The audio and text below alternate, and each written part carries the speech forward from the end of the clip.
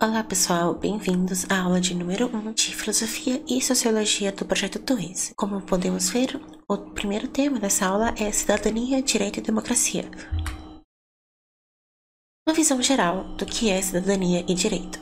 A cidadania é o que nos confere o direito mesmo de poder fazer o que a gente pode fazer, de poder lutar pelo que a gente precisa lutar para sobreviver, para viver, para ter uma vida mais digna. Bem, eu falei de direitos, mas eu ainda não defini o que são direitos. Direitos são coisas um pouco complicadas de definir porque elas são muito bem estabelecidas dentro da nossa sociedade de um jeito que utilizar palavras que não sejam direitos é meio estranho.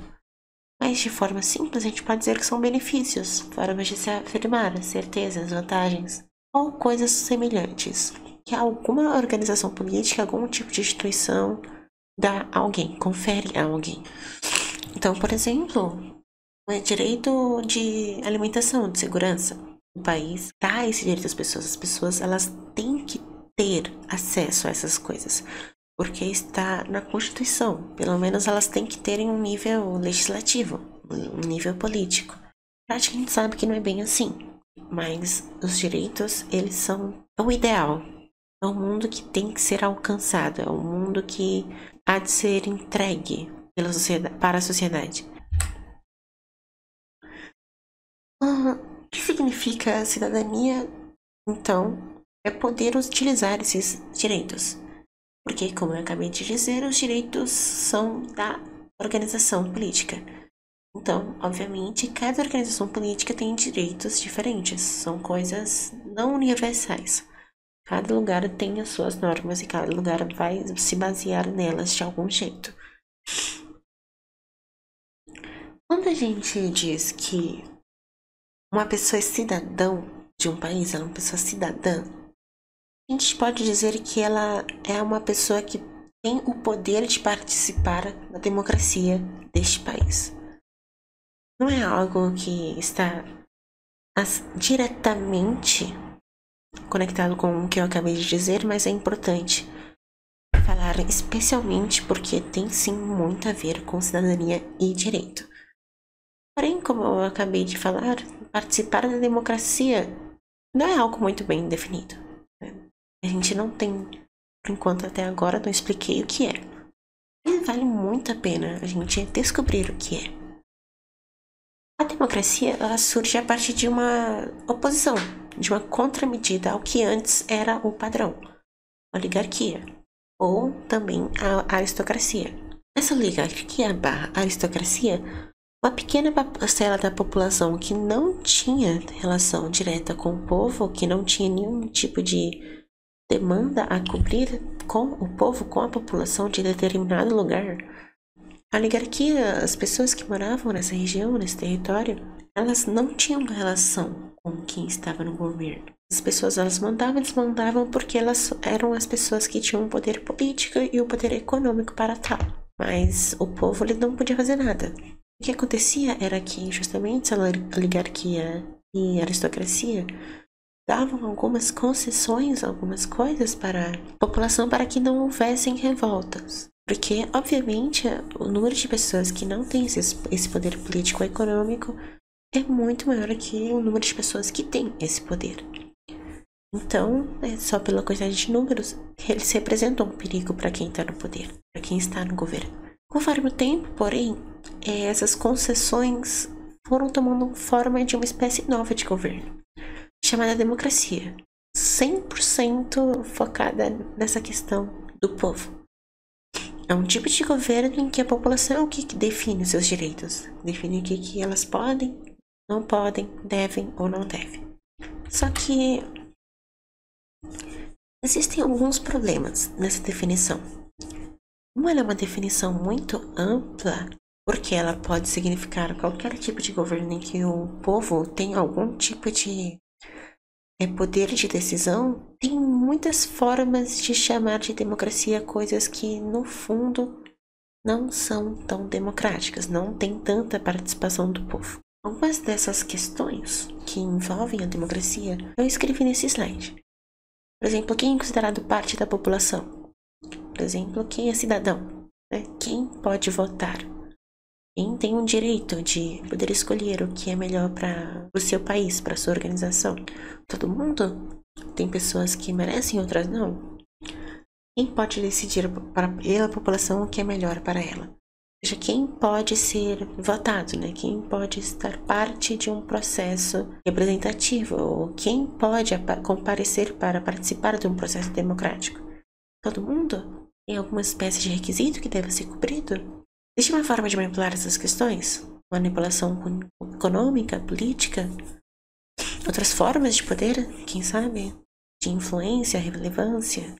As pessoas que fariam parte de um governo oligárquico, ou seja, pessoas da alta elite, né? Pessoas com muito poder econômico e político, são realmente pessoas diferentes das que fariam parte de um democrático? Ou seja, será que um governo democrático não é só um governo oligárquico disfarçado de algo um pouquinho mais amigável ao povo? Qual o limite do número de pessoas para esse tipo de governo? Quantas pessoas são pessoas demais para uma democracia? Em um país como o Brasil, que tem 200 milhões de pessoas, é impossível estabelecer algo organizado que utilize as opiniões dessas 200 milhões de forma direta.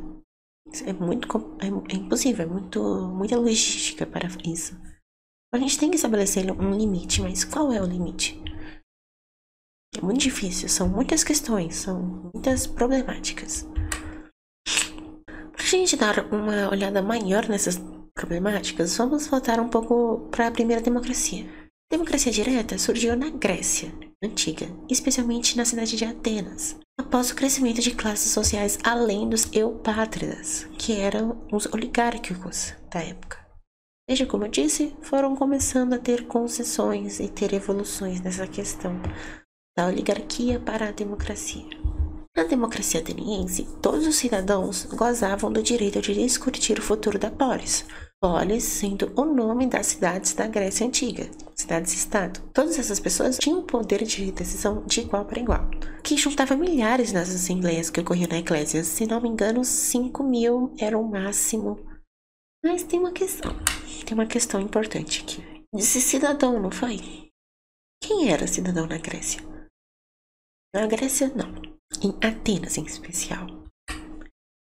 Acontece que em Atenas só era cidadão que atendia 4 requisitos.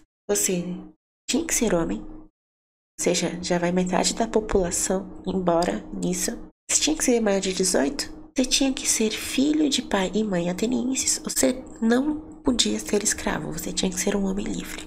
Com essas 4 condições, apenas 10% das pessoas que residiam na polis realmente tinham direito de participar dessa democracia participativa, né? Dessa democracia direta, em que qualquer pessoa podia ir lá na assembleia.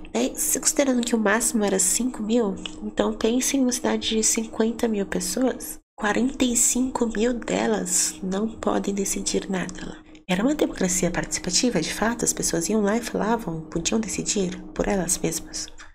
Seria a mesma coisa de eu ir ali no Congresso, ir no Senado, e qualquer pessoa poderia fazer isso, mas a gente define pessoa, a gente está excluindo uma grande parte da população.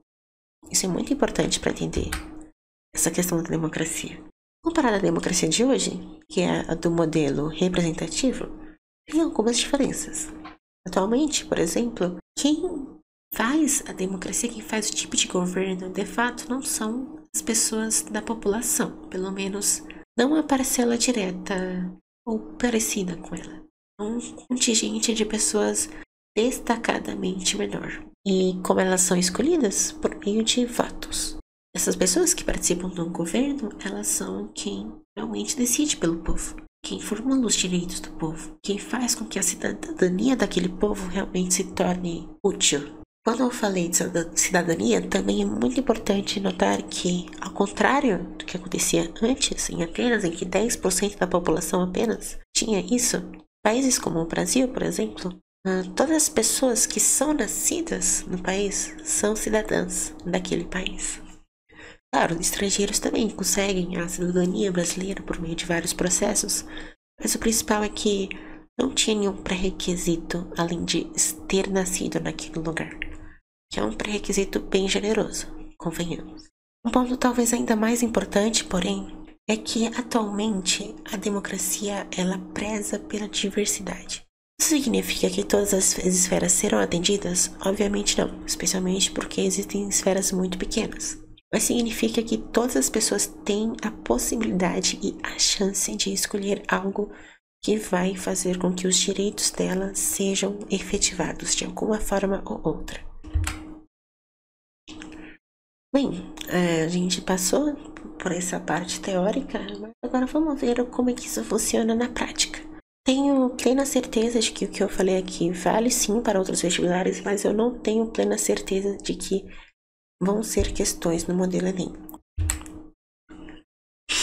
O que Enem quer que você saiba são as diferenças entre o modelo grego, a democracia participativa, e o modelo atual, da democracia representativa, mas especialmente as nuances que circundam ambos. O Enem ele não vai cobrar algo muito conteudista, ele vai cobrar noções, formas de se entender o mundo atualmente. Você deve entender que os valores atuais da democracia devem prezar pela justiça, pela igualdade. Qualquer ato que vá contra isso vai contra o que se entende por democracia hoje em dia. Nada pode ferir a diversidade e o fato de que todos possuem o mesmo direito de se defenderem. Somos todos cidadãos da mesma pátria. Nessas questões, porém, vamos ver alguns bônus.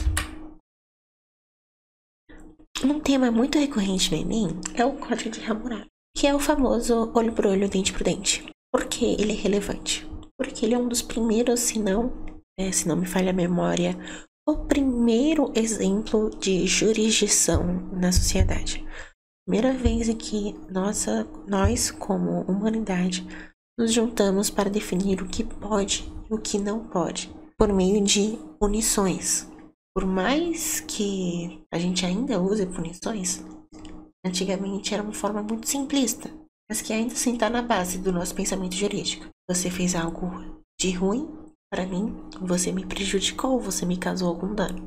Então você terá que também receber alguma espécie de dano, uma espécie de prejuízo por conta disso. É assim que a base do direito tem funcionado há um tempo.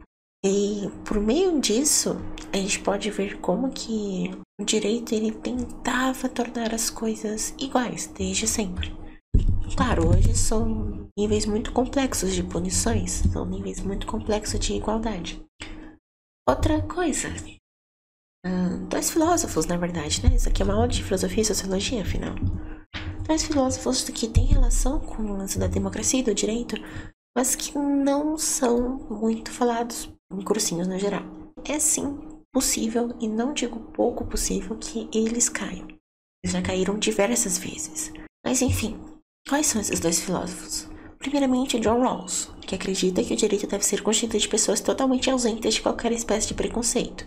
E o justo deve ser acordado entre todos e para todos. Usando isso, ele cria o véu da ignorância. O véu da ignorância significa que todas as pessoas não enxergam as outras.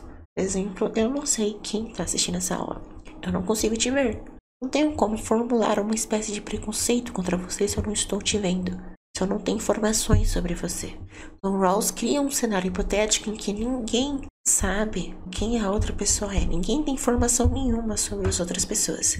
E todas essas pessoas juntas, elas têm que chegar a algum acordo.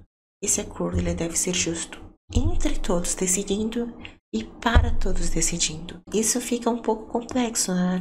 Opressão estrutural, as questões históricas, pois, sim, é importante saber conhecermos as diferenças entre as pessoas. E Jürgen Habermas, ele crê na comunicação como a base da construção de uma ordem social justa e democrática, de forma que um governo bom é um governo transparente, que discute publicamente com os mais variados tipos de pessoas para atingir uma decisão justa e racionalmente bem embasada.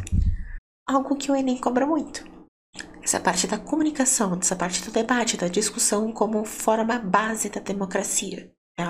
Essa ideia vem do Habermas e ela é muito pautada no Enem. Essa parte do governo ser transparente é muito importante, porque o governo ele tem que procurar muitos tipos de pessoas diferentes, com conhecimentos diferentes, e atingir uma decisão melhor juntos. Vamos então às questões. Existem mais 10 questões que vocês podem fazer na descrição do vídeo aqui. Todo ano tem algo envolvendo isso. E se não tiver, vai ser uma exceção. Então, eu acho que vale a pena estudar sim, porque é uma questão garantida. Porque são questões tranquilas, não envolvem muito raciocínio, apenas uma noção de como o Enem quer que você entenda esse tipo de questão. Muito bem. Meio contra-intuitivo, perdão, mas a gente tem que começar, especialmente questões do Enem, pelo comando da questão. Sabe me dizer qual é o comando da questão? Acertou quem disse que essa seção aqui, ó, que vem antes das alternativas. Por quê? Bem, vamos primeiro ler e depois eu explico. As características descritas no texto exibem a importância dos espaços públicos para Ao ler isso, a gente já sabe o que a gente precisa achar no texto. Bem, obviamente a gente precisa achar a importância dos espaços públicos. A gente precisa achar por que espaços públicos importam. E, principalmente, eles importam para a formação do quê? Então, sempre que você começa uma questão pelo enunciado, pelo comando, você consegue, sim, de fato, procurar no texto de forma muito mais rápida. Você tem que ler o texto primeiro, depois o comando, depois volta para o texto. Voltemos então, vamos realmente ler o texto. Espaços públicos não são produtos dados e acabados. Uma instituição que, uma vez estabelecida, traria a paz da consensualidade e a perfeita igualdade. São os lugares em que os problemas aparecem e se transformam em debates, em diálogo, em possibilidade de ajuste e compromissos. Por isso, não anulam os conflitos. Ao contrário, são canais de comunicação e de visibilidade de oposições. Bem, aqui a gente claramente vê a ideia de comunicação, de discussão. A ideia do, se voltarmos aqui, do Jürgen Habermas. Essa questão não envolve diretamente o Jürgen Habermas de forma nenhuma. Ele não aparece na fonte, ele não aparece no texto, ele não aparece nas alternativas, nem no comando. Mas a ideia dele permanece aqui. Como a gente está numa aula de democracia, fica muito evidente que a resposta é democracia, tá vendo? A questão do ano passado, mas não do Enem normal, e sim do Enem PPL.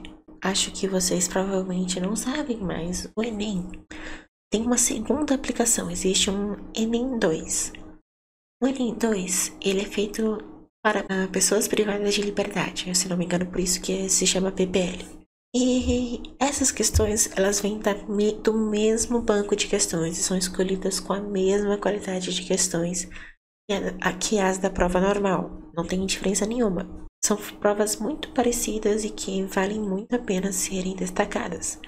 Se você está tendo uma dificuldade com um assunto, com certas questões do Enem, mas você já acabou a questão do Enem para fazer, ou você já cansou de ver a questão do Enem que todo mundo já fez, você pode tentar ir para os PPLs e procurar essas questões. Mas enfim, vamos realmente começar a questão. Em sua origem, o conceito descrito no texto era associado ao seguinte grupo social. Ok, não tem muitas informações no enunciado, vamos então ler o texto e ver qual grupo social tem a ver com o texto. As primeiras noções de cidadania estiveram apoiadas nos estudos clássicos das civilizações antigas, sobretudo da greco-romana, tendo sido, a partir de então, incorporados e criados outros termos que também se aprimoraram com os debates que se sucederam. Embora tenham sido gestados no período clássico, foram no período iluminista melhor aprimorados e adquiridos sentidos mais próximos dos quais temos hoje. Bem, está falando aqui de democracia. Qual grupo social está associado à democracia? Clero católico? Não. Na Grécia ainda não existia catolicismo. Homens livres? Sim. Com certeza. Vamos às outras opções. Escravos urbanos? Na Grécia? Aristocratas rurais? Na Grécia? Mulheres sufragistas? Sufragismo do século passado, muito cedo. Homens livres. Essa realmente também, bem tranquila. Vamos lá, Enem de 2020 agora. Alguns aninhos atrás, mas ainda assim recente o suficiente. Recomendo estudar de tipo 2017, 18 pra cá. Muito menos que isso, não acho que vale tanto a pena. Nesse contexto de organização da vida social, as leis contidas no Código citado tinham sentido de, seja, a gente tem que relacionar a organização da vida social de qualquer tipo de pessoa que o texto fala com as leis de um código. E qual era o sentido desse código? Vamos ver. Sendo sexto rei sumério, nascido em Babel, Hammurabi foi fundador do primeiro Império Babilônico, unificando amplamente o mundo mesopotâmico, unindo os semitas e os sumérios e levando a Babilônia ao máximo esplendor. O nome de Hammurabi permanece indissociavelmente ligado ao código jurídico tido como o mais remoto já descoberto, o Código de Hammurabi. O legislador babilônico consolidou a tradição jurídica, harmonizou os costumes e estendeu o direito e a lei de todos os súditos. Bem, então a gente tem que saber o que o Código de Hammurabi fazia nesse tipo de sociedade. Qual era o sentido dele? Assegurar garantias individuais aos cidadãos livres. Isso é uma definição liberal. 18 e 17 a.C., o liberalismo estava muito longe de nascer. Tipificar regras referentes aos atos dignos de punição. Muito interessante essa. Muito interessante. Era justamente o que a gente discutiu mais cedo, não foi? Considera benefícios de indulto aos prisioneiros de guerra. Prisioneiros de guerra, especificamente? Não me parece muito coerente. Promover a distribuição de terras aos desempregados urbanos. Isso é uma questão muito recente. Definitivamente não relacionada a esse... Pelo menos não com esses jargões, né? Distribuição de terras, desempregados urbanos. Uma categoria muito capitalista de se definir alguém. Conferir prerrogativas políticas aos descendentes de estrangeiros. Então, realmente, desempregados, adulto... cidadãos livres, garantias individuais, prerrogativas políticas, descendentes de estrangeiros, nada a ver. B. Tipificar regras referentes aos atos dignos de punição. Próxima, Enem de 2017. Do ponto de vista do funcionamento das democracias contemporâneas, o modelo de sociedade descrito demanda simultaneamente. Vamos lá. Quais são as duas coisas que uma democracia contemporânea tem? Defesa do patriotismo e rejeição ao hibridismo. Uma democracia tem que ser patriota? Bem, não tem a ver com a questão da cidadania? Tem a ver com o país? Talvez. Mas rejeição ao hibridismo? O que é hibridismo? Por que isso é importante? Ela demanda isso? Não me parece ser o caso. Segregação de território. Definitivamente não é algo que a maioria das democracias de hoje em dia prezam. Provavelmente, se esse tipo de governo preza por uma segregação de território, ela está muito mais próxima de um fascismo, de uma separação ali, segregação que pode ser em classe, raça. Se for algo constitucional, realmente se aproxima muito de um modelo fascista de se organizar uma sociedade. Então, vamos descartar essa alternativa, perdão. Políticas de compensação e homogeneização do idioma. Políticas de compensação realmente aparecem em várias democracias. Mas homogeneização do idioma não é algo institucionalizado pela maioria dos países. Essa questão envolve sim um pouquinho de geografia, né? Pelo que eu vejo, porque ela envolve algo atual. Então, ela não é exatamente de filosofia, sociologia nem história. Ela é realmente algo que mistura a sociologia com a geografia. Atualmente não se vê como a homogeneização dos idiomas como algo valorizado pelas democracias atuais. A padronização da cultura também não é algo muito recorrente. Novamente, padronizar cultura, homogeneizar o idioma, segregar território, estímulo ao autogoverno, que eu não tinha lido, mas defesa do patriotismo. Tudo isso tem relação com o fascismo, talvez de forma mais direta, uns como, por exemplo, defesa do patriotismo, de forma menos direta, como homogeneização do idioma. Mas sim, tem relação muito mais com modelos fascistas de sociedade do que modelos democráticos. Inclusive, A gente está a parte aqui da geografia, algo realmente atual que provavelmente vai cair no Enem desse ano. Como estamos vendo a tendência da mudança do tipo de governo dos Estados Unidos atual de uma democracia para um fascismo. Que, por exemplo, tem uma defesa do patriotismo, tem uma segregação do território, sim, especialmente com o México, embora realmente o México não seja território estadunidense. Mas tem ali uma questão das ilhas que os Estados Unidos têm, de segregar elas do país, da mainland, como falaram, né, do pedaço de terra principal. Homogeneização do idioma, porque muitos políticos, especialmente o Trump, querem banir todas as pessoas estrangeiras que falam espanhol, não falam inglês. É algo que consegue muito ver nas notícias atualmente. Padronização da cultura, novamente, não deixar que estrangeiros interajam, não deixar que estrangeiros façam parte, criar uma espécie de purismo, fazer com que a sociedade seja muito focada nela mesma e se leve muito a sério, de um jeito que elas vão se achar melhor. Repressão aos particularismos também. A gente pode ver isso na repressão a pessoas LGBT, por exemplo.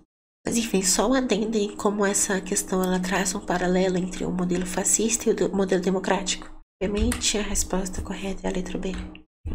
Universalização dos direitos, sim. O que toda democracia atual faz. Respeito à diversidade, sim. Mas também no ano passado. Ano passado caiu várias vezes. Talvez esse ano, por exemplo, só caia uma, ou não caia. Mas eu acho que é possível que caia novamente. E se não cair, pelo menos você vai ter esse conhecimento que vai te ajudar ao longo de basicamente toda a prova. Então, de valorizar a diversidade, de valorizar a democracia, de valorizar coisas contemporâneas e de ter oposição ao reacionarismo. Isso é uma prova do Enem. O Enem ele realmente tem isso do contemporâneo, do moderno. Note, eu não, em momento nenhum, li o texto. Consegui resolver essa questão sem resolver o texto. Mas se eu resolvesse ia ficar mais fácil, porém mais lento. Muitos países se caracterizam por terem populações multiétnicas. Aí acabou. A partir daí você já marca a letra B. Não precisa nem pensar muito. O que sustenta o exercício do poder? Olha, vamos ali relacionado com a aristocracia, talvez. Conforme a configuração apresentada no texto escrito na década de 20. O que tinha no Brasil na década de 20? A República do Café do Leite. Era uma aristocracia, não era? Não era uma oligarquia, porque a oligarquia tem a ver com poder político. Aristocracia com poder econômico. Mas enfim, sabe que as duas coisas são mais ligadas que qualquer outra. Vamos lá. A democracia responde a esta pergunta. Quem deve exercer o poder público? A resposta é: o exercício do poder público corresponde à coletividade dos cidadãos. Tudo nessa pergunta não se fala sobre qual extensão deva ter o poder público. Trata-se somente de determinar o sujeito a quem o mando compete.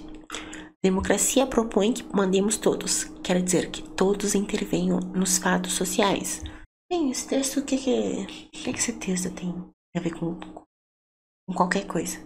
Qual a lógica desse texto? Ele tá falando de democracia, né? Ele tá trazendo a questão de que as questões das nuances que eu trouxe mais cedo. Quais são os limites? O que a gente deve definir? Sustenta o exercício do poder. Conforme essa configuração. Soberania popular. Democracia está propondo algo democrático. Talvez não seja prática, mas está propondo algo democrático. Divisão de classes. Acúmulo de capital. Defesa da propriedade. Centralização administrativa. O que mais tem a ver com o texto?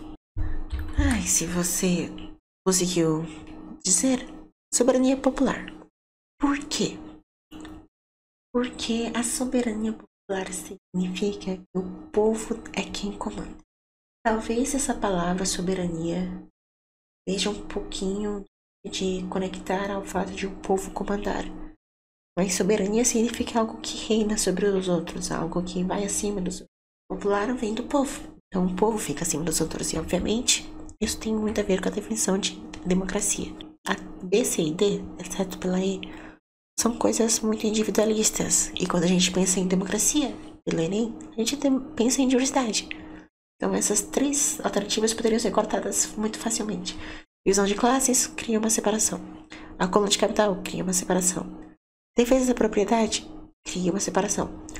Centralização administrativa poderia ser, especialmente considerando que estamos na década de 20. O federalismo ainda estava em discussão, mas não tem absolutamente nenhuma relação com o texto. E isso é muito importante você saber. O comando da questão, ele deve responder o texto. A alternativa da questão também.